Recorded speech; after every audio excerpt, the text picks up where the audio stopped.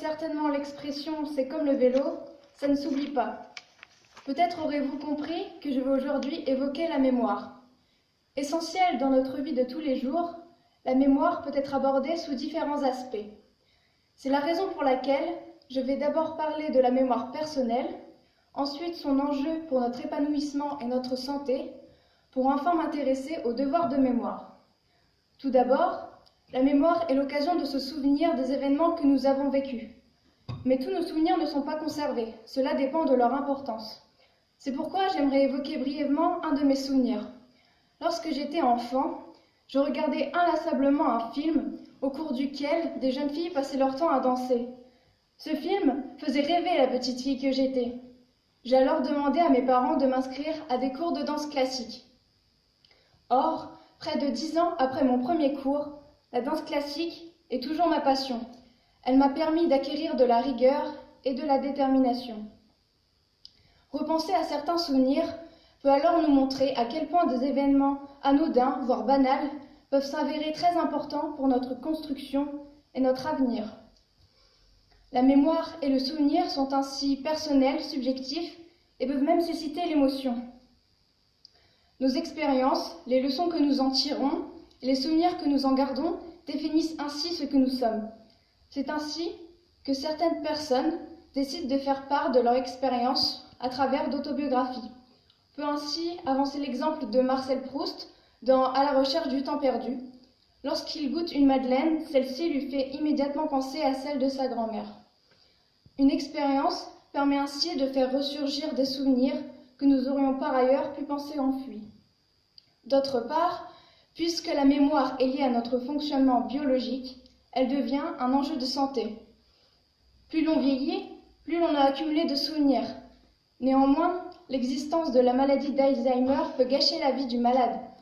Il ne se rend pas compte qu'il perd ses souvenirs les plus récents. Or, la mémoire à court terme est très utile et importante. Vivre seulement avec des anciens souvenirs ou ses souvenirs d'enfance ne permet pas de vivre normalement.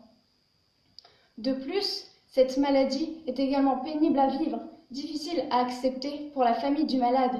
Elle ne se voit plus reconnue et petit à petit oubliée.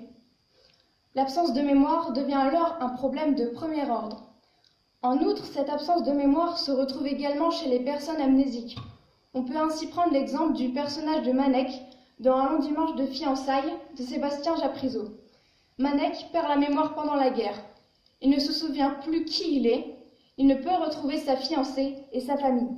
Il perd son identité en perdant sa mémoire.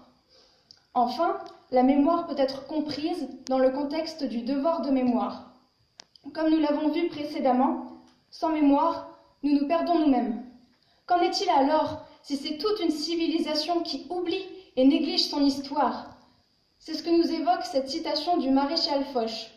Parce qu'un homme sans mémoire est un homme sans vie, un peuple sans mémoire est un peuple sans avenir.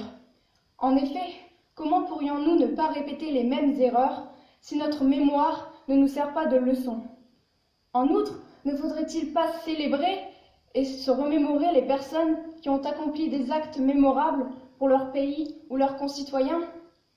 Sans mémoire, et surtout sans usage sage de celle-ci, l'humanité ne peut décidément pas aller sur une bonne voie. Mais loin de devoir se rappeler uniquement les souvenirs héroïques, l'humanité doit garder en mémoire les catastrophes, les mauvaises décisions pour un avenir moins tragique. Pour que la mémoire serve à l'humanité et joue son rôle bénéfique, toutes les mémoires doivent être sincères et représentées. En conclusion, la mémoire est l'un des phénomènes que je trouve les plus importants pour l'homme. En effet, sans celle-ci, l'être humain et ses actes deviennent totalement dépourvus de sens. Quant à vous, cher auditoire, j'espère que vous garderez en mémoire ma présentation. Merci.